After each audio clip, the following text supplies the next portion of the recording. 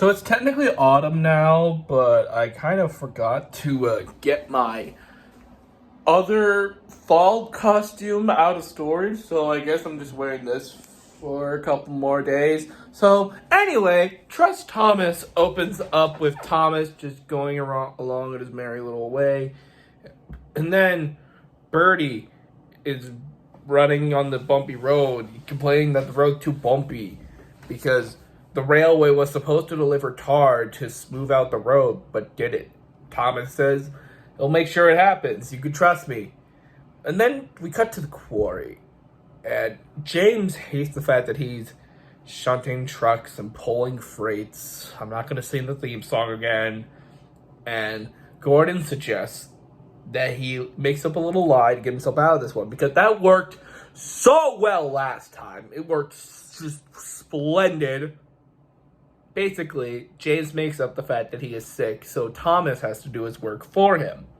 He gets all the shit done, but the trucks decide to derail Thomas, and it's a whole mess. So Thomas tells Edward, who ends up picking him up, about the tar. Turns out the tar is at Edward's station, and the tar is put on the road, and everyone's all happy-dory. Also, Thomas has a toad. Ladies and gentlemen, we are officially halfway through Season 3. This is not a drill. I repeat, this is not a drill. We are halfway through Season 3 of Thomas and Friends, and usually this is where I like to reflect on what we've seen so far and what we're going to see in the future. The thing about Thomas and Friends is that there's so many fucking seasons of this show, and trying to come up with one of these for every single season, that's going to be hard.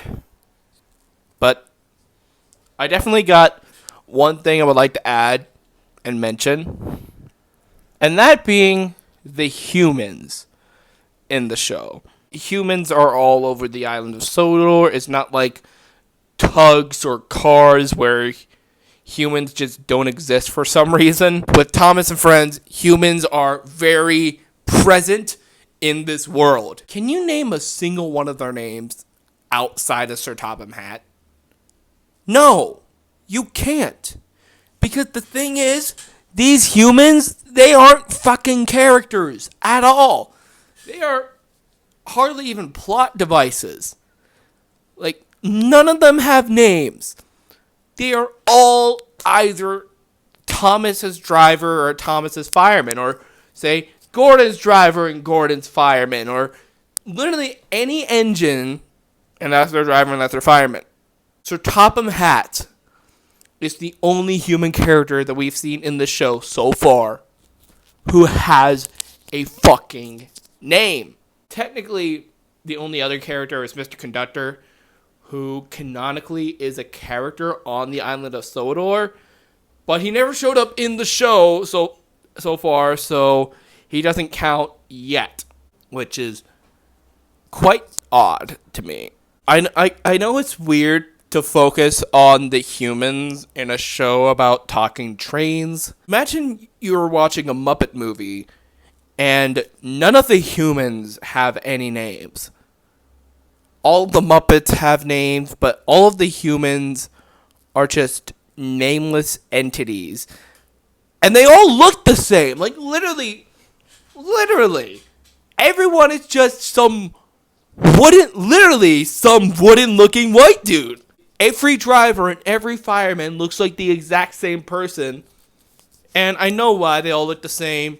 It saves a lot of money to just reuse the same wooden models over and over and over again for these like rotations of nameless drivers and firemen.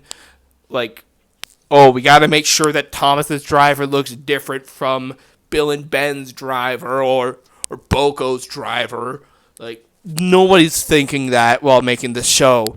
I guarantee you they are not thinking that way at all later on in the show when it switches to computer animation, or even in All Engines Go when it switches to hand-drawn animation. But still, kind of feels weird that, like, the drivers have, like, no character. Like, none, like, these are literally a part of these trays. They are inside of them all the time. Wow, that sounds horrible, but you know what I mean, right? Later on, as the series progresses, the writers just forget that trains need people to operate them, and so the trains do things that no person would do, like, smartly, like, at all. I believe I made a joke about this in one of the episodes of Thomas and Friends Abridged. Gee, you'd think that the driver who is inside of me right now would be more willing to go the correct fucking path, you know? I don't know, I guess drivers don't exist in this era of the show. Which, if you haven't seen that show, please check it out. I think it's pretty funny. I'm biased because I fucking made it, but, you know, it's just ludicrous to me. There's also weird implications about the world of this show. Like, seriously, why the fuck doesn't City of Trevor have a face? And how is he able to communicate with the other engines? He doesn't have a face. Like, is the world of this show, like, just whatever? Like, anything could talk? Like, can that trash can right over there talk? My god, man, I never thought I'd hear her ask. So, the thing is, I'm tired of hearing your garbage, man. You know, like, my world is fucking weird. I live in a fucking weird-ass universe. Like, for God's sake, one of my best friends is a talking SpongeBob plush, but not this SpongeBob plush. No, this is just a pillow. Yeah, for some reason, this is a pillow, yet the SpongeBob plush that I know is sentient and has been my best friend for, like, 8 years.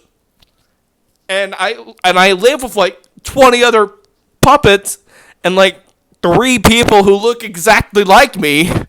And I fight demons and robots and... What the fuck was I talking about?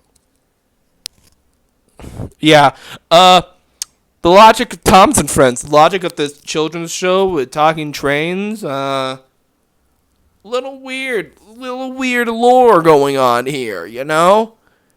Thomas and Friends has lore. That's all I have to say. Let's move on to episode 14. In Mavis, we're introduced to Mavis. Yes, this is actually Mavis's first appearance. It's kind of hard to believe that she was introduced in season 3 and not earlier in the series. But anyway, she works at the quarry and she shuns freight cars. But she likes to put them in different places every time to mess with Toby a little bit. And Toby's fucking sick of it. So he just says, "You goddamn bitch, how about you pull this shit for a change?" Yeah, that's the Toby voice for Thomas and Friends Abridged. Anyway, Mavis is pleased to hear about this. But before she does this, she has a conversation with Diesel saying, "Oh, us diesel engines can do way more than those steam engines." That's the Diesel voice for Thomas and Friends Abridged. Anyway, so Toby tells Mavis about his route and the very steep hill he has to go through, and you have to stop at a very specific point so that the trucks don't fuck with you. But Mavis doesn't listen to any of this. So she goes on ahead and doesn't stop at the right spot, and she ends up being stuck there until all the people try to put like sand on the tracks and it doesn't work. Then Toby comes by to help her and pushes her, and all's well that ends well. These episodes are pretty good. They're decent little episodes. I swear to God, the only thing I remember from the first episode is the fact that there was a toad. I remember the toad.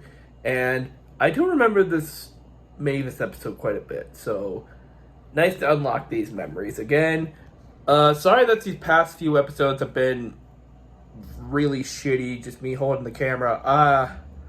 The reason being is because I kind of had to put a lot of these episodes into like rush quickly because I was going on vacation.